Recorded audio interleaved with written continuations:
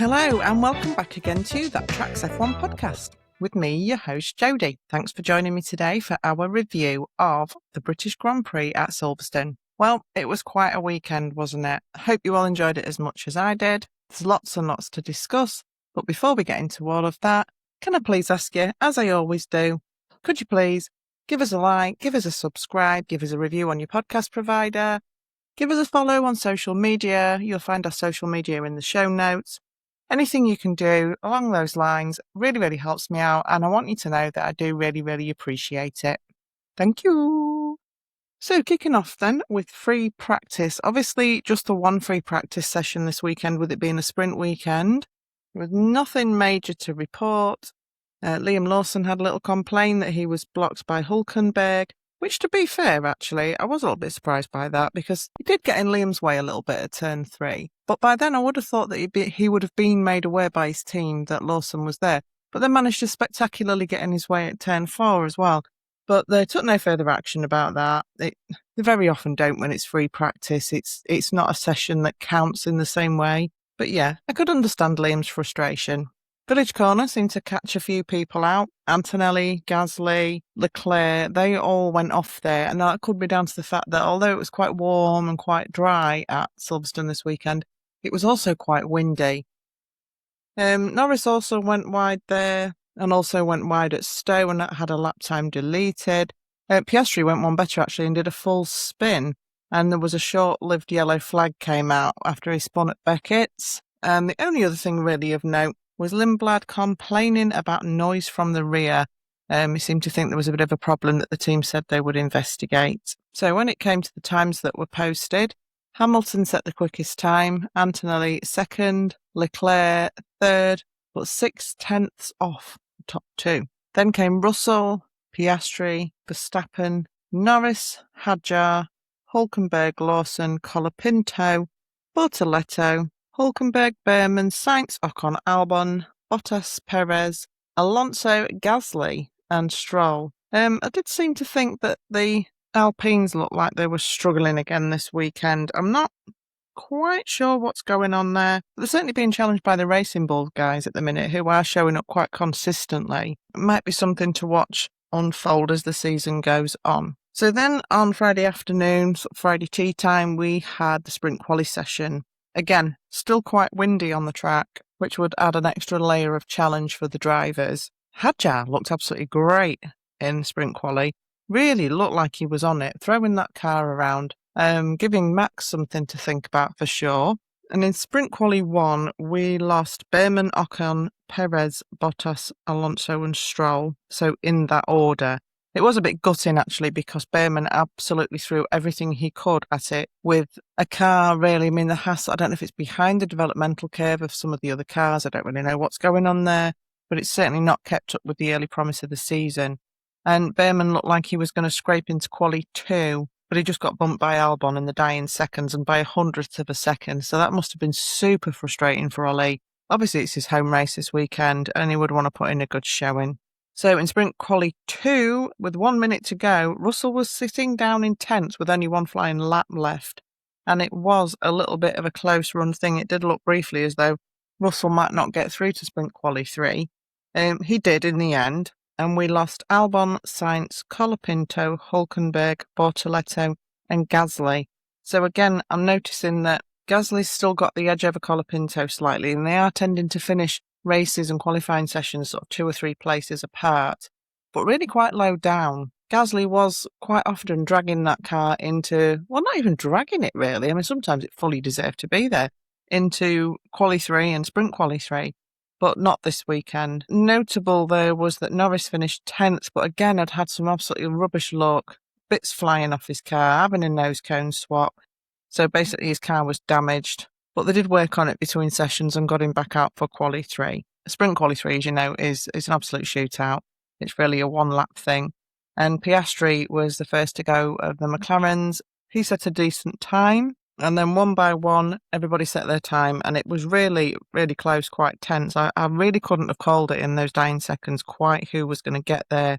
It was looking for a while like Antonelli was going to take sprint pole. Quite surprised to see Verstappen doing as well as he was. I mean, I should never be surprised to see Max really doing as well as he does, but I didn't think that the Red Bull would go especially well. I didn't expect them to be terrible this weekend, but I think that was a very good effort to qualify third. So it looked like Russell was struggling a little bit. Antonelli looked like he was going to take pole, and then right at the end, Hamilton pops up and puts in a blistering lap and takes a sprint quali pole. We've got Hamilton on pole, Antonelli second, Verstappen third, Leclerc in fourth. So a little better for Leclerc, but Hamilton really is the better of the two Ferrari drivers at the moment. Russell could only manage fifth. Then we had the two McLarens, both very, very close together again, as per usual. Norris just ahead of Piastri. Then Hadjar in eighth. And then, as is standard now, Lawson and Lindblad, 9th and 10th. And I think I did say in my preview for Silverstone to watch out for Lindblad this weekend. I think it means quite a lot to him that this is his first home Grand Prix. And we've all seen what a determined and mature character he is. And I just got a feeling that Lindblad's going to put in a stellar performance this weekend. So watch that space. So then Saturday rolled around, and first up was the sprint before qualifying in the afternoon. So as everyone lined up on the grid for the sprint, I think we all knew we were in for quite an interesting sprint. I think there's been a bit of speculation, hasn't there, about how well the cars are going to perform at Silverstone due to the lack of heavy braking corners and the fact that we're going to see some super clipping, etc. So I wasn't quite sure quite what to expect. And as the lights went out, Lewis had a decent start, Antonelli had a decent start.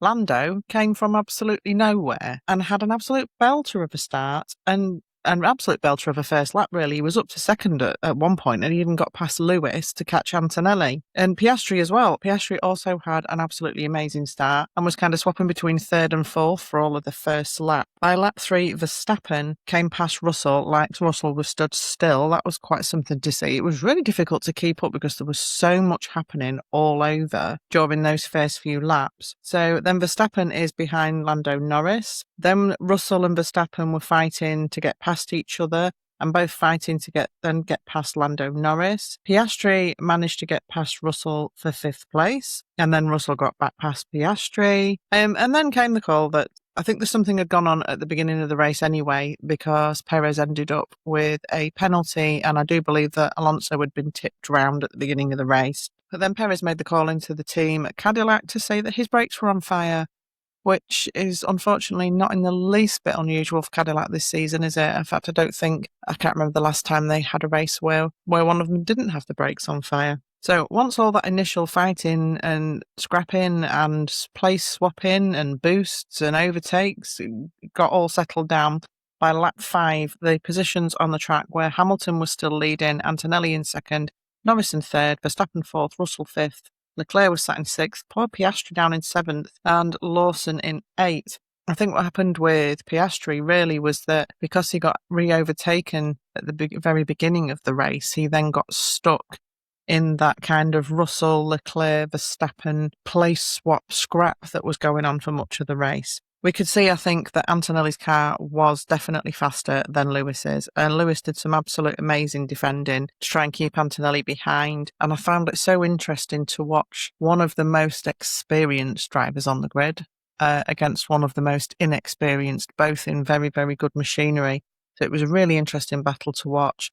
But on lap 8, Antonelli did actually get past Hamilton, and then on lap 9, Russell got past Verstappen, and then again by lap 10, there was a 3-way battle between Russell, Verstappen and Leclerc had joined the party. Leclerc then passes Verstappen and goes after Russell. Verstappen coming back at him. They would then get to around about the lap 12 mark and it looks like Hamilton is catching Antonelli. But this never really comes to anything throughout the rest of the race. Antonelli really does have the fastest car. Just a little note that on lap 15, Lando Norris was told by the team to drive to fuel save. Lando had spent the entire race, he'd miraculously managed through virtue of a great start and some great driving and some great defending to get himself from 6th to 3rd, and then is told that his car has been underfueled and he needs to drive to fuel save when he's got other drivers in potentially faster machinery hunting him down. I think he did extremely well to finish the race in 3rd, to be honest, and I did hear that comment he made at the end when he was congratulated on his podium. about can we try getting it right, please, guys? And I don't find that to be very Lando-like generally. He's very, very positive about the team. They work as a team, they present as a team, and I think that must have really, really annoyed him. And I think he was quite lucky because had there been a safety car or something else had gone wrong, it could potentially have run out of fuel before the end of the race, potentially. And I just think with the run of luck that Lando's had, some of it has just been pure bad luck, but there has been a couple of team mistakes this year. Mistakes happen, everybody's human, but I don't think I'd have been too pleased, and I'm pretty sure Lando wasn't. So I think he did extremely well to take that third place. The other little bit of drama that we had, of course, was Liam Lawson, who moved under braking in front of Hadjar. And I said before, I've really, really warmed to Liam, and I think his driving has come on in absolute leaps and bounds. But he does seem to do this quite a lot. It's not the first time that I've seen somebody either complain about or Liam be investigated for moving under braking. And that really, really was a bit of a slam dunk.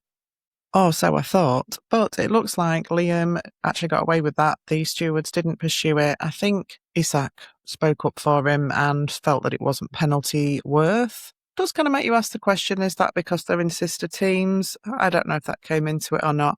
To me, it looked like quite an obvious move under braking, but as ever, the stewards have the final say. So by the end of the race, then the points positions were in 8th place was Liam Lawson.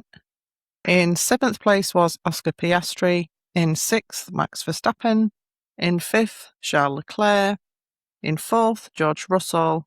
In 3rd, Lando Norris. 2nd place was Lewis Hamilton. And it was a Kimi win. That Mercedes of Kimi Antonelli looks absolutely fierce this weekend, so we're going to have to see what happens next in qualifying. So then Saturday afternoon brought qualifying, and in Quali 1, I think the biggest talking point really was Russell's crash, which, to be fair, could have been a lot worse. It was lucky that some of the speed was scrubbed off by the gravel trap, could have done a lot more damage. And he did say that he's never locked up there in his career. And he really doesn't understand what happened. It looked really bizarre. It looked like the car just froze. He did manage to get back to the pits and get it fixed and get back out.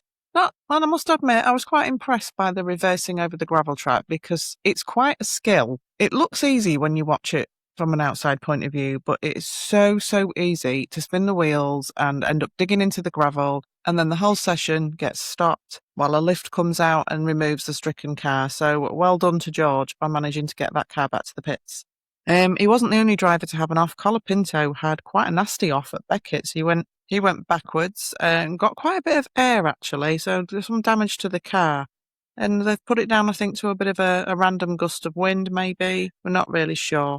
Hadjar continued to look absolutely on it this weekend, as he has done in every session, and actually ended Quali 1 at the top. It was a little bit of a mixed-up order, really. We had Hadjar topping the times, Lawson in 2nd, Leclerc in 3rd, and Hulkenberg 4th. So that was a bit different. Quite enjoyed that. In this session, we lost 6 drivers. In qualifying, 17th was Ocon, 18th was Bottas, 19th was Colapinto because of that spin, 20th was Perez, 21st Stroll, and 22nd Alonso. And yet again, Stroll has out-qualified Alonso. So then we had Quali 2, and it was a little bit of a calmer session than session 1. I think the thing that stood out to me was I felt quite sorry for Bortoletto, he's another one who's been really on it this weekend and really gave it his all to try and get into Quali 3. Did out-qualify Hulkenberg, but sadly crossed the line. And again, it's another 11th place in something for an Audi. They just seem cursed to finish there somehow. And the drivers we lost in Quali 2 were finishing 11th, Bortoletto, as I say. 12th was Gasly, 13th Hulkenberg, 14th Behrman, 15th Sainz, and 16th Albon. So then, Quali 3. With 8 minutes to go, Piastri topped the times with a 129.2, Norris just behind him. Then Leclerc topped the times with a 128.2, Hamilton just behind him with a 128.5. Then when we got to the final laps, Kimi posted a 128.1. But we had Leclerc and Hamilton absolutely flying to set their final lap, and it did look like the Ferraris were going to get in there. Russell was struggling yet again. So it ended up with Antonelli on pole, Leclerc went 2nd, Hamilton 3rd just behind, Russell in 4th, Hadjar 5th, Norris 6th, Verstappen 7th, Piastri 8th, Lindblad in 9th and Lawson in 10th. So interesting to note Lindblad out-qualifying Lawson on this occasion. And so that brings us to race day. Did you all get a chance to see the Lego race with the drivers each in their little Lego carts? I thought that was absolutely hilarious. I really enjoyed it when they did something similar at Miami last year, and I just thought this was nearly as good. I think the ones in Miami were a little bit more rapid, and obviously having two of them per car made a bit of a difference. But this was really, really funny. Love to see some of the tactics that people took. There was definitely some cutting across gravel and cutting across grass, taking some unusual lines, an awful lot of reaching out and grabbing each other's carts and trying to cheat. All really, really good fun. Really enjoyed the whole aesthetic of the Car-Lando reunion, as Carlos managed to beach his kart in the gravel and Lando had to give him a trip round on his. So yeah, I think that was a lot of fun. I do like to see the drivers like indulging in a bit of whimsy sometimes and having a bit of a laugh and a bit of fun. And I know it's something that's organised, it's all part of the big F1 show, but it's still good to see them having that fun and having that interaction with the audience. But when it came to the actual race, everybody was starting on mediums, and I think the one stop was looking like the most likely strategy. And as the lights went out, it was an instant Ferrari 1-2. Antonelli seemed to initially, in the split second, kind of get away as normal, and then the car just seemed to bog on him, and the two Ferraris came past him like he was stood still. And not only that, but he had Russell behind him, pressuring him as well. We got as far as Brooklands on the first lap, and Albon and Behrman collided and brought out a yellow flag. Then we found out that Hamilton had a 5-second penalty for a jumped start. The McLarens didn't fare any better. Lando Norris had a reasonably bad start, and Piastri ended up going over the curb, and that resulted in some damage to his front wing, and he had to box, and he just dropped well down the order. So I think it was definitely Piastri's turn for the really, really bad luck this weekend. Lap 3 for me, a really, really interesting little battle between Hadjar and Verstappen. Now, obviously, Hadjar had out-qualified Verstappen for this race. Verstappen did get him in the end, though, and got through to P5. And then from lap 11, we had the Antonelli-Hamilton battle. They were swapping places, but Antonelli eventually took second. Lap 12, and Verstappen's complaining about the downshifts on the Red Bull again, for all of their upgrades and updates. It seems to be still an underlying problem. By lap 17, Verstappen has taken fourth from Russell. Hamilton then pits on lap 24. But just before that, we had a bit of a weird one. We had a very, very brief yellow flag, and somebody had managed to let go of their umbrella that they were no doubt trying to shield themselves from the sun with, and that ended up on the track, and a poor marshal had to run out and retrieve that. I've actually seen in a lot of social media this year people complaining, usually people in general admission, of people coming and sitting in front of them or standing in front of them and then putting umbrellas up to shelter from the sun, which completely blocks your view. So I think, from what I remember, I think umbrellas were always a bit of a no-no. They always have been at racetracks because you do block others' views. But I'm not sure what the rules are on that now. But really, I think if we all just treat each other with a little bit of consideration and a bit of kindness, it shouldn't be a problem. So yeah, after Hamilton pitted on lap 24, Russell followed in as well and actually managed to get out ahead of Hamilton. Lap 29, Hamilton got past Verstappen, and another good scrap. A little bit of the battery coming into play there. A little bit of back and forth, a little bit of yo-yoing. A bit like last week's race. I didn't find it to be the most engaging race. There was little pockets of action, kind of at the beginning and at the end, a bit similar to last weekend. So yes, we had that fight between Hamilton and Russell.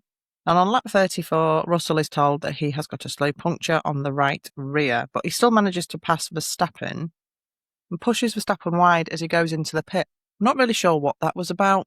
I don't really see the point of risking contact if you're about to come into the pits anyway. I don't know if Russell was trying to make some kind of point, but that was briefly investigated by the stewards and they took no further action. So then on lap 38, Hamilton gets past Verstappen and takes third place. And then it all starts to happen, doesn't it? Lap 41, Antonelli complains that he feels the car is broken, says it's not responding as it should. He pits for a new set of medium tyres and a new nose cone, and it looks like he ran over the curb on the exit of Copse and broke part of the wheel cover. And unfortunately, despite his best efforts to try and keep going, to try and resolve it, he ended up retiring the car. And then the next thing that happened not long after was Verstappen, who was running in third place, had a massive off into Stowe Corner on lap 48, straight across the gravel, straight into the wall, right in front of the entirely packed Lando stand. This was greeted by Verstappen with lots and lots of swearing, which I'm not at all surprised by. He's really not happy with that car at all. And that brought out the full safety car. Now, at this point, Antonelli is still running, but gets told that he's got a 5-second penalty for track limits, which he complains about. And I understand the complaint. He said it was not on purpose. It was because the car was broken. And yeah, I know, I get all of that. And it does seem really unfair, but unfortunately, no matter who you are or what has happened to your car, the rules still apply. And he was going to get that 5-second penalty anyway. So then Hamilton and Norris both pit under the safety car, and Russell stays out to keep that second place. Antonelli has now retired the car. So then we're all bunched up behind the safety car, and the lapped cars are told to unlap themselves. And then we're looking forward to a last lap shootout after the safety car. So lap 51, it says that the safety car's going to come in, but then it doesn't. Now, this is because the rules state that once the lapped cars have unlapped themselves, there still has to be one more full lap before the safety car can go in, which basically meant that the race finished under the safety car, which was a real shame because that last lap shootout would have been something to see. So the top 10 were Leclerc, who I've not mentioned much, didn't take pole this weekend, but definitely got off the line, got in the lead, and never really let go of it. Russell came home second, and with Kimi not finishing, that's going to do a lot for Russell's championship. He's definitely catching up there. He's chipping away at that lead that Kimi had.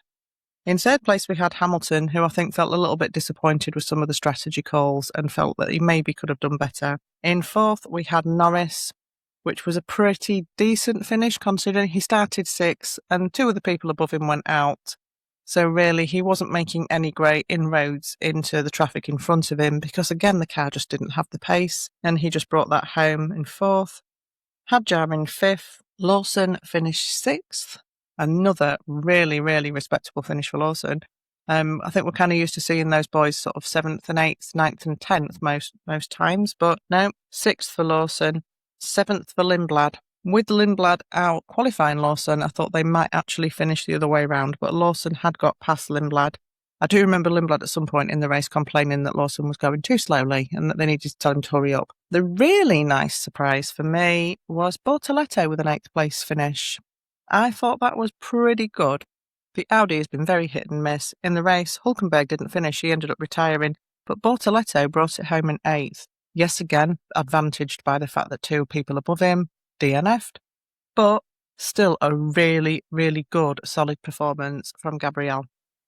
And then 9th and 10th, we had Colapinto and Gasly, who would normally we see the other way around, and in qualifying they were the other way around, and again benefited from those above going out. But I've noticed the last few races that their qualifying pace has really, really dropped off, but they always seem to manage to fight their way back up and scrape a few points. But I'm not feeling like, considering they brought that really big upgrade package, that the Alpine has really taken a very big step forward. So I guess we'll have to see what else is coming when it comes to upgrades and updates. So looking back at the race then, for Mercedes, it was definitely a mixed bag, wasn't it? Kimi didn't have the best of luck. It began with a not so good start, and despite all his hard work, and he really did put in the work to try and get that lead back, unfortunately, his car let him down. Obviously for Russell, not the win that he would absolutely have hoped for, but considering where he qualified and what kind of weekend he'd had, pretty good. So it really is a race of two halves for the Mercedes. Ferrari, well, an excellent weekend. Charles Leclerc, what a bounce back. I think a few people were starting to voice a few doubts about Charles, so this was really, really good for him that he bounced back in the way he did. So yeah, pretty happy for Charles. It was a heck of a bounce back, and I'm really, really pleased for him that he's managed to get his mojo back. Hamilton put in a good show. He certainly can't be cross, can he, that he was on the podium for the British Grand Prix. I think he just had a few questions over the strategy calls. Looked a little bit downbeat in post-race interviews, which was a shame, but I don't think he should be too unhappy with the way this weekend panned out for him. McLaren, just same old. Totally off the pace, can't keep up. At least there was a little bit more reliability this weekend to take away positive, but just so slow. It really is sad to see. Red Bull, definitely better. I would have said definitely better. Obviously still got some teething problems. Max is still having problems with the downshift on the car. I don't really know what happened to him today when he went firing across into Stowe Corner, but it'll probably come to light. I don't know if it was the car. I don't know if it was a mistake. Hadjar seems to be having a slightly better time. I mean, this weekend, I don't know if anybody else has noticed, maybe flown under the radar a little bit, but right from the free practice session, right the way through, Hadjar's been on it this weekend. He really has been on it. He's definitely challenged Max this weekend and has definitely got to grips with that car. I've been quite impressed with Hadjar this weekend. Racing Bulls, double points again. What can we say? Those boys just seem to be doing so well together. I'm really, really happy for them. It's great to see them scoring the points, and it's nice for Liam to maybe people lay off a little bit from the is he going to get replaced talk all the time, because I don't think he deserves to be replaced. I think they should be retaining him absolutely. Audi, like I say, mixed bag there. A DNF for Hulkenberg, but Bortoletto, absolutely amazing, finishing 8th. Really, really chuffed for him. Alpine, again, double points, a little bit gifted with other people going out, but still a solid performance. Just need to sort out qualifying a little bit at the moment. Williams, obviously Albon went out quite early with that lap 1 prang, but Sainz was a decent showing. Finishing 12th is not too bad. I don't think we really saw the predicted upturn from this weekend's upgrades, but a good solid performance from Sainz. Haas, Behrman was super unlucky getting tangled with Albon the way that he did. And Ocon, it was just more of the same really, off the pace, doesn't look comfortable. There's not much to extract from the Haas at the moment, but he's definitely not managing it. And that makes me sad because I like Esty. Cadillac, both cars finished. Both cars finished the damn race. And guess what? Nobody's brakes caught on fire. And that sounds like I'm being really, really sarcastic, and I don't actually mean to. I'm actually really, really pleased for them that they've got to the bottom of whatever that was. Hopefully, fingers crossed. It's just good to see the progress. It's slow, steady progress from Cadillac. I don't think they can be too ashamed about this weekend at all. Like I say, they both finished. Perez in 15th, Bottas in 17th. Yes, they're still towards the back. But goal number 1 surely has to be getting both cars to finish the race, and they've achieved that. Aston Martin, more of the same for Alonso and Stroll, finishing 18th and 19th. It really is a shame, but we've just got to wait and see what happens with this B-Spec car. So let's have a little look at my predictions for this weekend.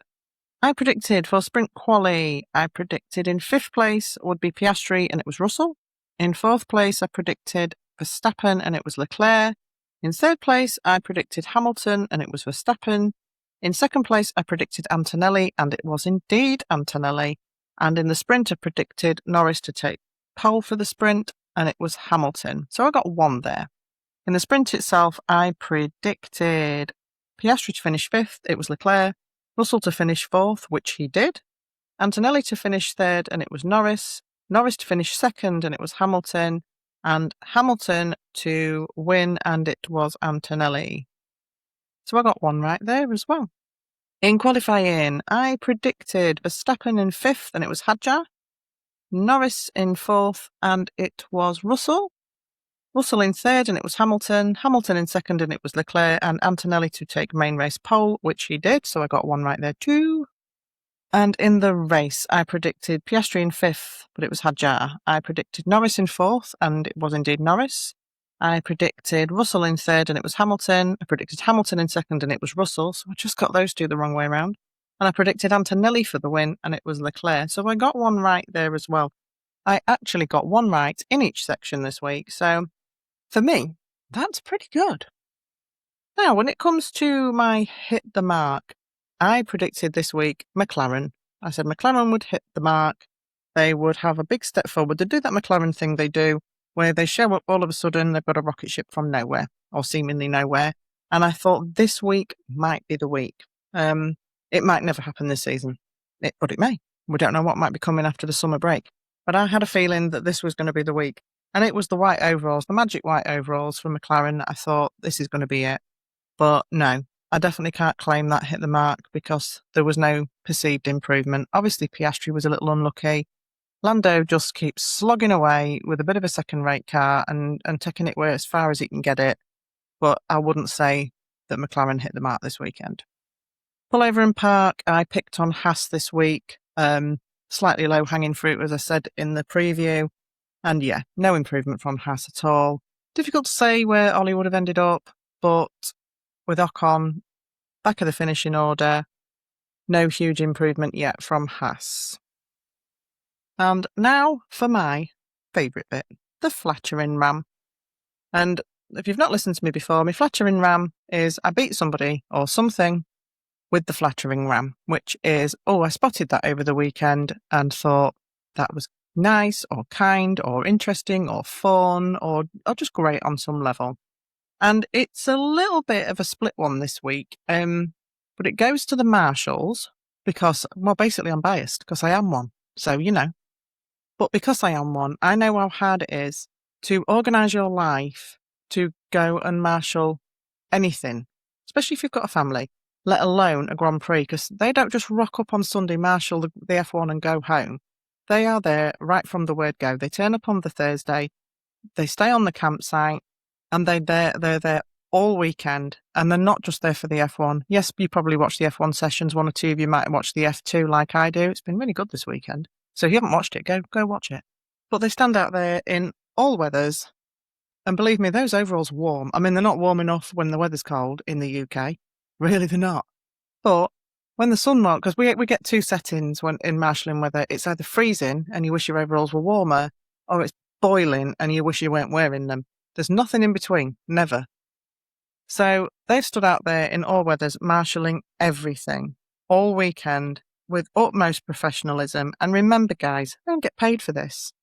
They do not get paid for this. They give up their time for this and they do such an amazing job. And I was so happy to see so many people, so many presenters and everyone else thank the marshals this weekend for the work that they put in. But I think it's important to remember as well that while, yes, it's very high profile and very glamorous to marshal the F1, these marshals are out weekend in and weekend out at various different tracks, giving up their time freely, early mornings, lots of travelling to go and make sure that motorsport happens across the country. Because if they didn't turn up, nobody can race because you need a minimum number of marshals to race. So yeah, that's my flattering ram, but the marshals are going to have to share it ever so slightly with Kimi Antonelli. I'm not sure that I've really touched on it before because I've kind of kept a little bit quiet about it because everybody absolutely loves Kimi Antonelli. I don't think I ever hear anybody say anything other than, isn't he amazing? Which he absolutely is. For me, there's a little bit of something that I can't quite warm to, and I think it is not so much him, but just the way he's hailed as the golden boy. I'm just a little bit unsure. I worry about him from the amount of pressure that he's under. I worry about what that might do to his personality a little bit. So don't get me wrong, I do not dislike Antonelli, but I wouldn't say I'm his number one fan out there with the flags and the cap and the t-shirts going rah, rah, rah either. I respect him. I respect his talent. I'm just a little unsure how he's going to develop. But absolutely, he partly gets my flattering ram this week because when it came to the Lego race, all of the drivers went round and they waved to the crowds and they waved to the marshals and they all were very, very good from that point of view. But Antonelli made a point of swinging the little cart over that he was on and high-fiving those marshals. And that probably does seem like quite a small thing to him, but trust me, as a marshal, that means the absolute world. That is so nice to have that level of recognition from a driver and to have that thank you, because there's no better feeling as a marshal than when the driver thanks you personally and says thank you for what you do, because we're not there for any other reason than the fact that we enjoy the sport and it's a way for us to be involved. I'm not going to lie to you, it's very rewarding, but it's hard work as well and you give up a lot to do it. So I was really, really touched to see Kimi go around and high-five all the marshals and just give that little bit back. I thought that was really, really lovely.